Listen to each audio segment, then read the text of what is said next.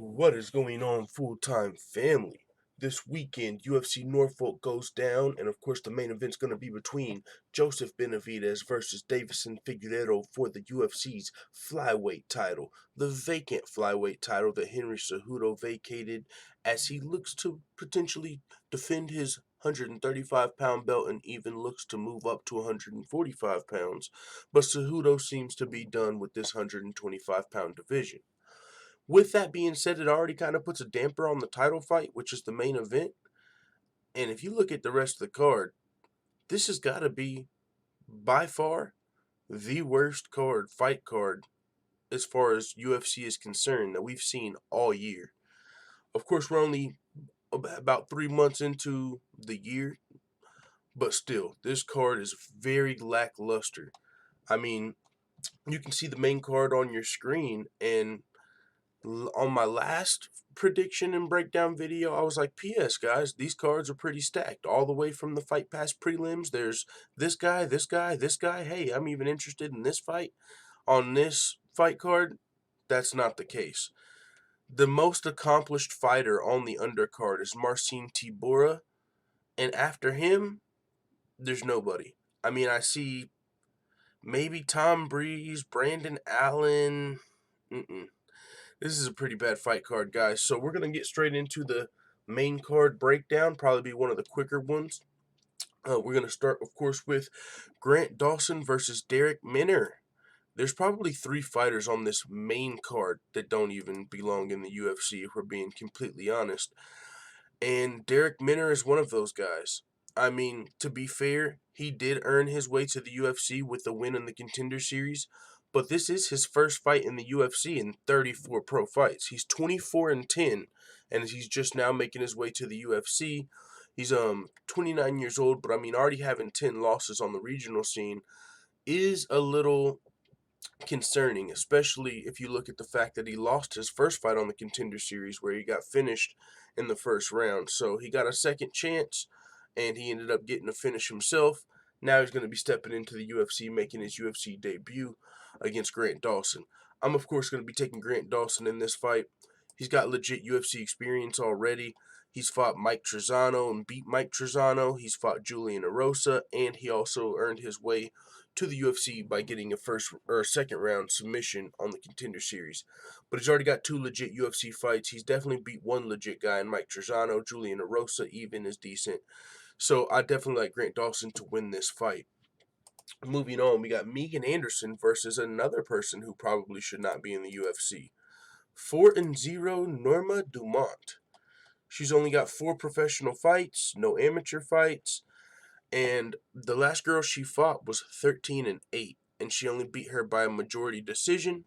So this girl probably has no business being in the UFC. They're just signing her probably to fill out the division and find opponents for Megan Anderson and Felicia Spencer, since you can't just run them at each other, every time they're ready to fight.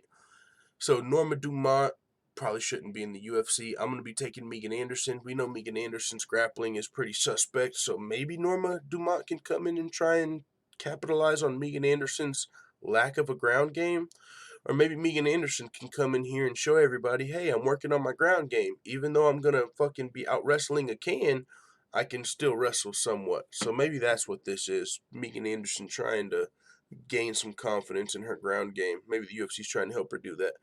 I'm definitely taking Megan Anderson to win this fight. Moving on, we got Magomed Ankalaev versus Ian Cutelaba. This is for sure one of the best 2 fights on the fight card. I mean, both of these guys, legit light heavyweight prospects, both top 20 guys in the world. Magomed Ankalaev is top 21 according to Tapology, best 21 lightweights in the world. And Ian Cutelaba is number 15, so both of these guys are actually pretty talented. Magomed Ankalaev would actually be undefeated in his professional career if not for a last-second submission by Paul Craig, and literally last second. 4 minutes and 59 seconds into the 3rd round, he got submitted, or he would have went on to win that fight and still be undefeated. So he honestly still should be undefeated, kind of like a John Jones situation, right? But I mean, here you actually got submitted, but you literally only had to make it 1 more second. So Magomed Ankalaev, 12-1, could be 13-0, taking on Ian Cutelaba, who's fought some legit light heavyweights in the UFC, coming off of a win over Khalil Roundtree. Before that, he lost to Glover Teixeira. Excuse me. Before that, he lost to Glover Teixeira. He's got a win over Gazimad and Tigulov. He's fought Luis Enrique da Silva and Jared Cannonier and Jonathan Wilson and Misha Serkinov. He's got legitimate UFC experience. This guy's a legitimate talent. He's only 26 years old. This, for me, is pretty close to a toss-up. I am going to go ahead and pick Ankalaev to win this fight, considering he's really dominated in every fight that he's fought. You know, he could still be undefeated. Even the only fight he lost, he was winning. So there's really not that path to victory for Ian Cutelaba. Of course, these guys are light heavyweights, so any light heavyweight has a path to victory. These guys are powerful. They are skilled. Ian Cutelaba could win, but I'm, of course, just going to give the edge to Ankalaev. I mean, also, what's really interesting to me about Magomed Ankalaev is we know Russia's got killers, right? Dagestan and these, the Khabibs and all of these guys of the world, you know, the Rustam Kabalovs, just all of these Russian and Dagestan fighters we could go on and name that we know are savages. But most of those guys, you know, are 175 pounds and under. I mean, this guy, Magomed Ankalaev, a legit light heavyweight, dangerous fighter. I mean, he's got knockout power. That's the thing about him, is he's really not known for his grappling. He knocks motherfuckers out. So I'm not just wrapping his skills in with Khabib's in them just because they're Russian, but it is pretty rare to find these Russian light heavyweights and heavyweights that are really skilled in the UFC. So I am interested in this guy, see what he can do. He could still be undefeated. Picking him to win, but would not be surprised at all if Ian Cutelaba pulled this one out because he's very talented and very skilled. Now we're going to be moving to the co-main event, Felicia Spencer versus the third fighter on this main card that probably should not be in the UFC, and that's Zara Fairn. I've never really heard of this girl before this fight. She's fighting out of France. I know France just legalized MMA, and so Zara Fairn could be kind of just showcasing some of that France, skill, and she could even. Nah, I'm not going to pick her to pull off the upset, but this is one of those fights where it doesn't make much sense. Felicia Spencer versus Zara Fairn is not a co-main event. There's going to in my mind, this is how my mind, there's probably going to be something shocking that happens in this fight. We did just see Felicia Spencer look good against Cyborg. I mean, this girl went 3 rounds with Cyborg, and she put up a lot better fight than people expected. People thought Cyborg was going to get her out of there, but no, this girl was landing some shots. She did lose the fight to Cyborg, but that was expected. People expected her to get dominated, and she didn't do that. I mean, she lost every round, but she was landing some shots, showing good defense, and was able to thwart Cyborg's offense. So Felicia Spencer's a really good fighter. She's undefeated. She should win this fight. I'm picking her to win this fight. But in the back of my head, I feel like there's an upset coming. Not only did MMA just recently get legalized in France, which you know how these judges work, they fucking suck. Who knows if this fight goes the distance, how they're going to score it. That's when you start flipping fucking coins. There could be biases in the judges. These judges could be high on something. I don't know if they get USADA tested. They should. These judges, there's a million things that these fucking judges, that they could see that make this fight go Zara Fairn's way, and especially when you consider politics could be on Zara Fairn's side with her being a French fighter. But at the same time, she's only 6-2. She's taking on Felicia Spencer, who's got rounds with Cyborg, so I got to give the edge to Felicia Spencer, even though I definitely could see an upset coming off in this fight, because even though Felicia Spencer's a good fighter, and I don't know why I said she's undefeated. Obviously, she lost to Cyborg. She's 7-1, but other than she was undefeated before she fought Cyborg, she's already got a win over Megan Anderson, win over Pam Sorensen. So Felicia Spencer's beat some pretty good women's MMA fighters and even fought one of the greatest of all times. Varish Zaren shouldn't have much of a chance in this fight. I mean, looking at Zara Fairn's resume, she lost to Megan Anderson in her first fight in the UFC, and before that, she was fighting girls on the regional scene on Ladies Fight Night, fighting against girls that were 3-1 and 7-4 and 6-3, winning records, but at the same time, not UFC caliber. So And she's got a loss on her resume to Sinead Kavanaugh, over there in Bellator. So Zara Farron, I'm picking her to lose this fight, but if it goes to the judges' scorecards, that's where we could see some fuckery. But I'm going to be taking Felicia Spencer. And then moving on to the main event, I really want to talk about this because it's also a shit show. Henry Cejudo vacated this flyweight title. So these guys are fighting. Neither one of them are the champion, but they are fighting a championship fight. Now, this is what's so fucking weird and what makes this a shit show. Joseph Benavidez already has a win over Henry Cejudo, even though it was a robbery. I thought Cejudo won that fight, but you know how the judges operate. We just talked about that. The judges gave that fight to Benavidez. So, if Benavidez wins this fight, he's already got a win over Henry Cejudo. That would kind of make him a legitimate champion, because if Deiveson wins this fight, it's going to be like, yeah, but you only won because Henry Cejudo vacated the title. It's that whole Conor McGregor effect where, oh, you're not the real champion. He just vacated the title. You didn't really beat the champion to be the champion. You just took a vacant belt. So that puts Deiveson Figueiredo in kind of a weird spot. But honestly, this is the only way Deiveson Figueiredo could ever win the title. Because there was no way this man was going to beat Henry Cejudo. I just don't ever see that.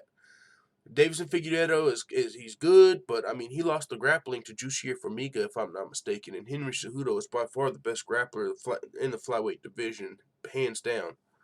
It's going to take a fucking robbery to beat Henry Cejudo. Shout out to Joseph Benavidez. Or Demetrius Johnson to come back from one. But that's not happening. Anytime soon, at least. So, for this fight, for me, it's hard to pick. Because Deiveson Figueiredo, he's definitely got some momentum. He's definitely dangerous. This guy's put in some work to get to this title shot. But it's just weird how these guys are fighting for the vacant belt because Henry Cejudo decided to vacate the title. That's what makes this fight so weird. I mean, on paper, Joseph Benavidez should for sure win this fight.